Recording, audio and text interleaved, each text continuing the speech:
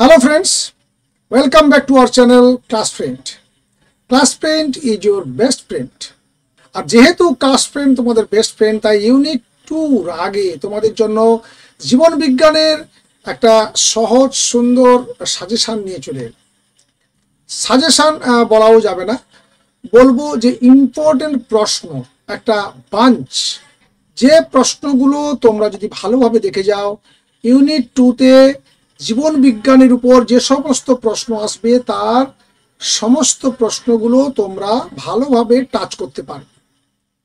সেই সঙ্গে শুধু আজকে নয়, আজকে তোমাদের 2 মার্কস কিংবা 3 মার্কসের যে প্রশ্নগুলো সেগুলো নিয়ে আলোচনা করব। এরপরে আরও একটি বা দুটি ভিডিওতে আমরা শর্ট প্রশ্ন আলোচনা করব, মাল্টিপল চয়েস, শূন্যস্থান পূরণ, এইগুলো আলোচনা করব। এই টোটাল 2 কি 3টে ভিডিও তোমরা যদি ঠিকঠাকভাবে ফলো করো তাহলে ইউনিট 2-র জন্য তোমাদের আর কোনো সমস্যা থাকবে না জীবন বিজ্ঞানের ক্ষেত্রে। চলো আর দেরি করব না। আর সেই সঙ্গে যারা নতুন আমাদের চ্যানেলে প্রথমবার দেখছো তাদেরকে বলবো তোমরা চ্যানেলটিকে সাবস্ক্রাইব করে নাও, পাশে থাকা একটা বেল আইকন রয়েছে সেটাকে ক্লিক করে নাও, আর তাহলেই পরবর্তী যে ভিডিওগুলো আসবে সেগুলো তোমরা নোটিফিকেশান পেয়ে যাবে। আর সেই সঙ্গে তোমাদের যে সমস্ত বন্ধুরা সুযোগটা পেল না বা কোনোভাবে জানতে পারেনি তাদেরকে অবশ্যই শেয়ার করবে, কারণ পড়াশোনার বিষয় যত শেয়ার করবে, যত অপরকে বোঝাবে, তত তোমার মধ্যে বা তুমি সেই বিষয়ে তত বেশি অভিজ্ঞ হয়ে উঠবে। চলো শুরু করি। এই ভিডিওতে যে 2 মার্কস বা 3 মার্কের প্রশ্নগুলো নিয়ে তোমাদেরকে আলোচনা করব সেগুলো ভালো করে দেখে নাও। শুধুমাত্র প্রশ্নগুলো দেখবে না, প্রশ্ন বলার পরে কিভাবে লিখতে হবে, কোন কোন পয়েন্ট লিখতে হবে সেগুলো আমি বলে বলে যাব, সেগুলো কিন্তু মন দিয়ে শুনবে।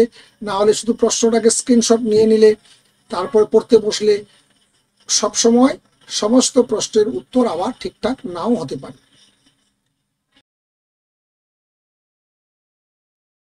টিচিং ফাঁক হয়ে গেছে, এইবারে দেখো সমস্ত প্রশ্নগুলো পড়ে রয়েছে, আমি বলে বলে যাব।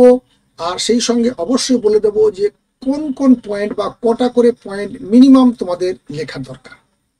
চলো শুরু করি। প্রথমেই দেখো রয়েছে তোমাদের স্বপরাগ যোগ এবং ইতর পরাগ যোগের পার্থক্য। স্বপরাগ যোগ ইতর পরাগ যোগের পার্থক্য কমপক্ষে তোমরা দুটো দেওয়ার চেষ্টা করবে।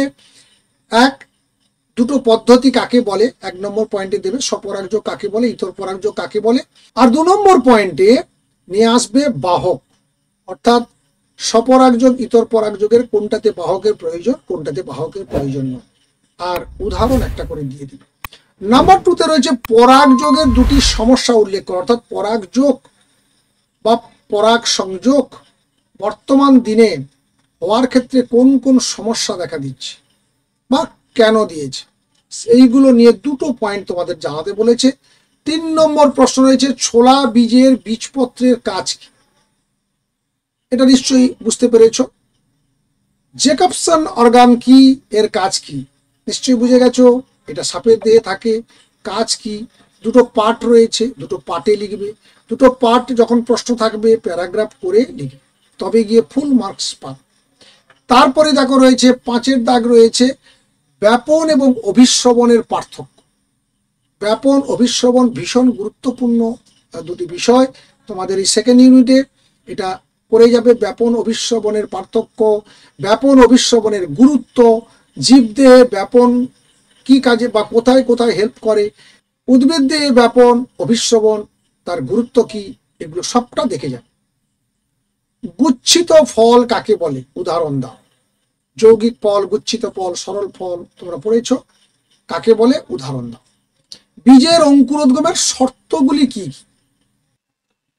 আর দেখো 8 নম্বরে রয়েছে মৃদভেদী অঙ্কুরোদ্গম কাকে বলে, উদাহরণ দাও। অর্থাৎ অঙ্কুরোদ্গমের সময় বীজ মাটি ভেদ করে উপরে ওঠে কোন কোন উদ্ভিদের ক্ষেত্রে, উদাহরণ দিতে হবে আর কাকে বলে সংজ্ঞা দিতে হবে। সেই সঙ্গে মৃদবর্তী অঙ্কুরোদ্গমটাও সঙ্গে দেখে রাখবে।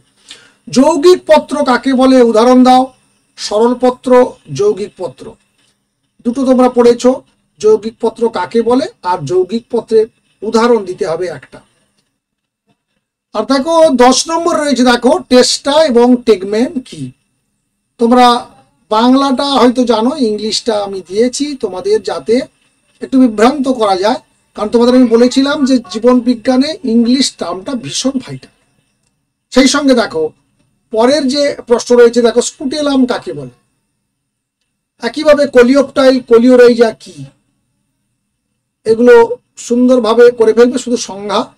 আর ওআরএস কাকে বলে সম্পূর্ণ নাম লেখো, এটাও খুব ইম্পর্টেন্ট এবারে তোমাদের জন্য। সব প্রশ্ন 1 মার্কে থাকতে পারে, আবার 2 মার্কের জন্য থাকতে পারে। তারপরে দেখো 14 নম্বরে রয়েছে কাণ্ডের 2টি কাজ উল্লেখ করো।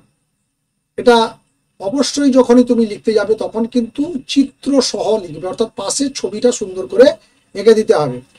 আমের খোসা আর আমের আটি বলতে কি বোঝো?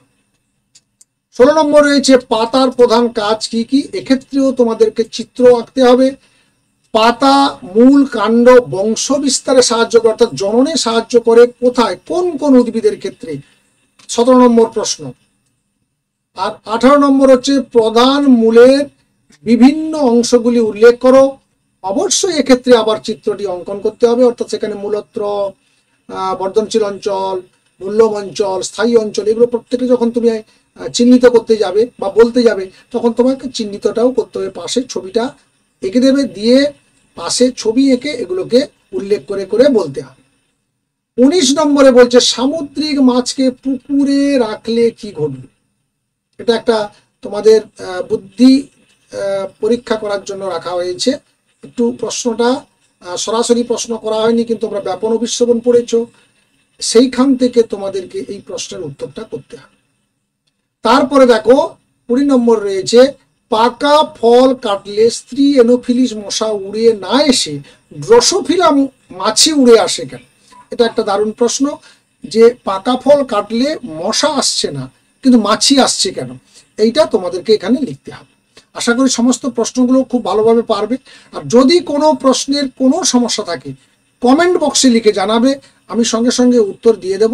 এরপরে কিন্তু যখন শর্ট প্রশ্ন আসবে তখন শর্ট প্রশ্নগুলো কিন্তু একেবারে কমেন্ট বক্সে উত্তর দিয়ে তোমরা জানিয়ে দেবে যে তোমরা কি উত্তরটা হবে এবং তোমরা কতখানি প্রস্তুত, আমি কিন্তু তখন জেনে যাব। ঠিক আছে, আপাতত ভিডিওটি এখানেই শেষ করছি। চটপট প্রশ্নগুলোকে নিশ্চয়ই এতক্ষণে তুলে নিয়েছো, তুলে নিয়ে পড়াশোনা শুরু করে দাও, একেবারে কোনো প্রশ্ন বাদ দেবে না। এরপরে শর্ট প্রশ্নগুলোর জন্য ভিডিওটি যখন আসবে তখন অবশ্যই সে ভিডিওগুলোকেও দেখে নিলে জীবন বিজ্ঞান নিয়ে আর তোমাদের কোনো ভয় ভীতি কোনো কিছু থাকবে না। সেকেন্ড ইউনিট পরীক্ষা একবার দারুণভাবে পরীক্ষা তোমরা দিতে পারবে।